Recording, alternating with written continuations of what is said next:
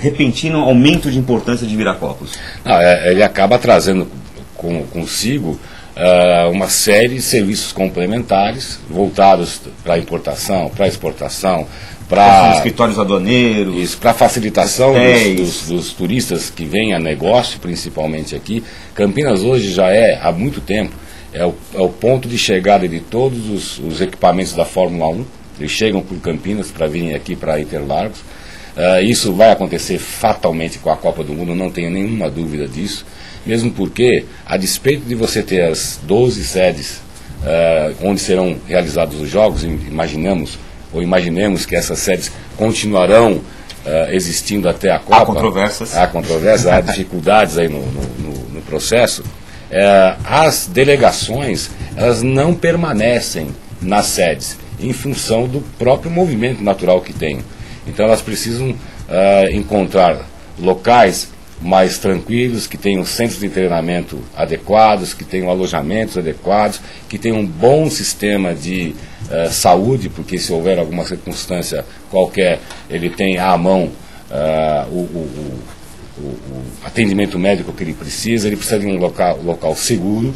Então, algumas cidades que estão no entorno das sedes, como é o caso de Campinas, como é o caso de São José dos Campos, como é o caso de Sorocaba, ou cidades até um pouco menores do que isso, são naturalmente candidatas a receberem essas delegações. Beneficiadas com a Copa do Mundo. Com certeza. E uma delegação, por exemplo, que se instala em Campinas, hoje Campinas inclusive tem uma rede hoteleira relativamente boa para acomodar uma delegação internacional, dali ele pode ir até Manaus. Se ele estiver num grupo de Manaus, digamos, ele tem um voo direto da Azul para Manaus e em 3 horas e meia está lá, participa do jogo, faz o desempenho que tem que desempenhar e volta para sua base e treinamento. E normalmente esse pessoal eles ficam 45 dias entre o início do processo de preparação, a Copa propriamente dita e o seu encerramento, aquelas seleções principalmente que ficam até o final do evento.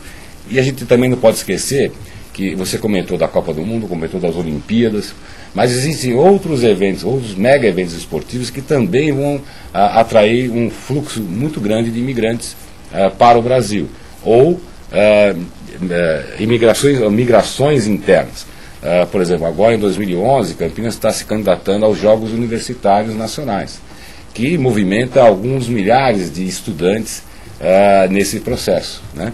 A Americana, nesta semana, está tendo os Jogos Regionais do Estado de São Paulo, também com um afluxo muito grande de pessoas. No ano que vem teremos as Olimpíadas Militares, que participam de vários países dessas Olimpíadas.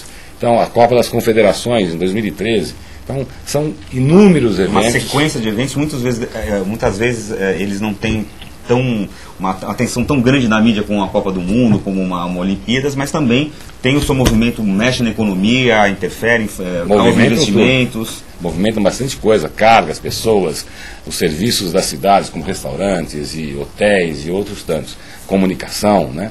Muitos jornalistas vêm cobrir esses eventos. Então é uma série de eventos positivos para o Brasil e para algumas regiões. Então vamos aproveitar isso que você está dizendo, eu vou te perguntar o seguinte. Primeiro nós vamos falar de governo, depois nós vamos falar de iniciativa privada. Se bem que às vezes, dadas as parcerias públicos-privadas, um se mistura mais. Assim, do ponto de vista governamental, investimento de infraestrutura, quais são os grandes gaps e as grandes oportunidades que você vê nessa região toda que você está tendo esse olhar, está tendo a oportunidade de ter esse olhar macro? Né? O que você destaca como gap e como oportunidade no setor público? Definitivamente, algumas áreas de infraestrutura básica precisam de muito investimento. Uma delas é mobilidade urbana. Todas essas cidades, inclusive Campinas e outras cidades até um pouco menores, com esse crescimento tão grande, como eu falei, 13% ao ano, 12% ao ano, acabam tendo uma deficiência natural dessa mobilidade urbana, com transporte público, a falta, por exemplo, de VLTs, né, que o veículo leva sobre trilhos, ou mesmo metrô, coisa que o valha. Então, mobilidade urbana definitivamente é uma área que precisa de muito investimento. A outra área que precisa de investimento é a segurança pública, não no sentido daquela segurança pública ostensiva, mas a preventiva. Montar sistemas de monitoramento modificar estruturalmente os pontos de maior convergência de pessoas para que o nível de segurança dessas populações seja melhorado. Então, tem um investimento muito forte em sistemas de segurança. O pessoal, de maneira geral, por exemplo, comenta sobre Campinas, sobre a região metropolitana de Campinas, que engloba aí Valinhos, Vinhedo, Hortolândia, Indaiatuba, né? O pessoal, assim, eu vou bastante para lá, costumo ir quase toda semana para lá, e o pessoal reclama, já começa a reclamar que as vantagens do crescimento já estão trazendo algumas desvantagens, como a diminuição da segurança. Alguns mais catastróficos já falam assim: não, Campinas está igual a São Paulo, é a mesma violência, é a mesma... O campineiro fala isso, é que ele não sabe como é exatamente São Paulo, mas realmente o nível de segurança, de insegurança aumentou. A gente vê, por exemplo, nos prêmios de seguro, quando você faz o seguro do seu carro, os prêmios de seguro em Campinas, em alguns pontos, são maiores do que áreas de São Paulo. Então, efetivamente, há esse aspecto, e tem que ser feitos investimentos nessa área de segurança. Uma outra área é a área de saúde pública. Com certeza, muitas cidades estão muito carentes, cidades médias, um pouco menores do que Campinas, com 200, 300, 400 mil habitantes, não tem hospitais, não tem postos de saúde adequados, não tem médicos, eles acabam convergindo para Campinas, e que acaba tendo sobrecarregando uma sobrecarga muito grande desses serviços, e acaba tendo problemas.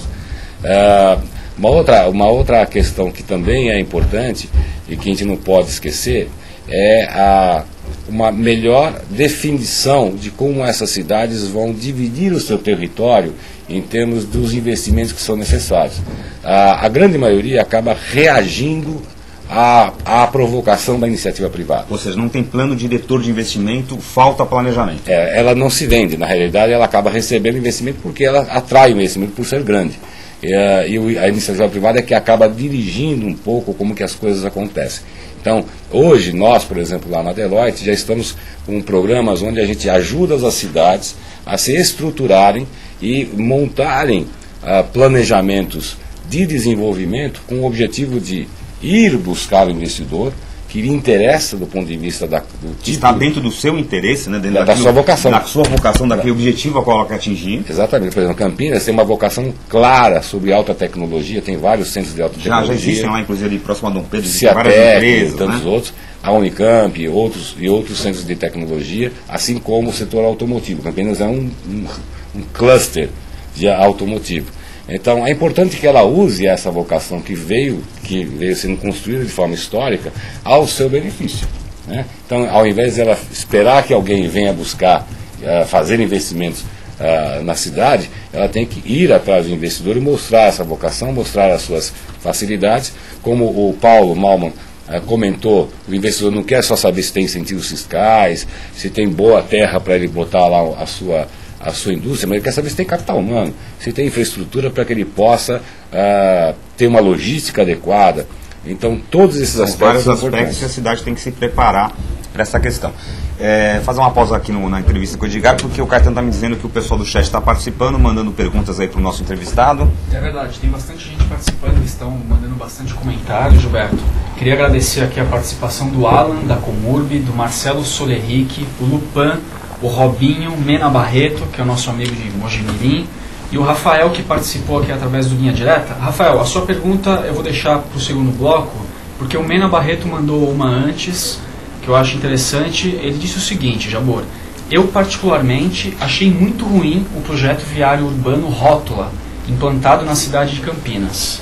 Qual a opinião do entrevistado sobre isso e quais seriam as propostas para melhorar o trânsito na cidade? Você sabe sobre esse projeto, Rótula?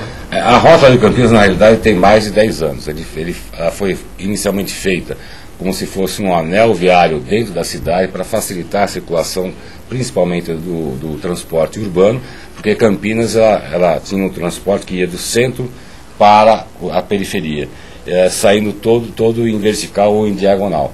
Isso criava uma dificuldade muito grande em entroncamentos. Então, há 11 anos ou mais, até 15 anos atrás, foi feita uma primeira rótula, usando, na realidade, ou se valendo de algumas principais avenidas que a cidade tem. De tal maneira que houvesse um circular e facilitasse o processo do transporte urbano. Essa rótula antiga se esgotou em função do crescimento da cidade. Ela foi criada como Campinas tinha 600, 700 mil habitantes, hoje tem 1 milhão e 200. E agora foi feita uma nova estruturação dessa rótula. O problema de Campinas continua o mesmo. Estruturalmente ela tem boas avenidas e grandes avenidas, mas ela não tem avenidas de circulação rápida, como São Paulo tem, por exemplo. Uma marginal, por exemplo, uma via expressa. Uma via expressa. Então, as vias expressas de Campinas, elas têm entroncamentos muito frequentes. Então, a única forma de você resolver efetivamente esse problema é mudando completamente a engenharia de tráfego em Campinas, mudando, inclusive, a estrutura das vias expressas mais importantes. Isso requer um investimento, como eu estava falando de mobilidade urbana, requer um investimento muito forte, né? E infelizmente, com os nossos governos que têm 4 anos, muitas vezes eles não conseguem planejar além desse período. Então fica muito difícil um prefeito ou um governante se dispor a fazer um investimento que vai levar mais tempo do que o seu próprio mandato. Nós vamos para o nosso intervalo, mas aí a gente volta, a gente ainda vai falar sobre esse eixo aí que liga ao porto lá de São Sebastião. Vamos para mais perguntas dos nossos internautas aí, mas a gente volta já, logo mais depois do nosso intervalo comercial.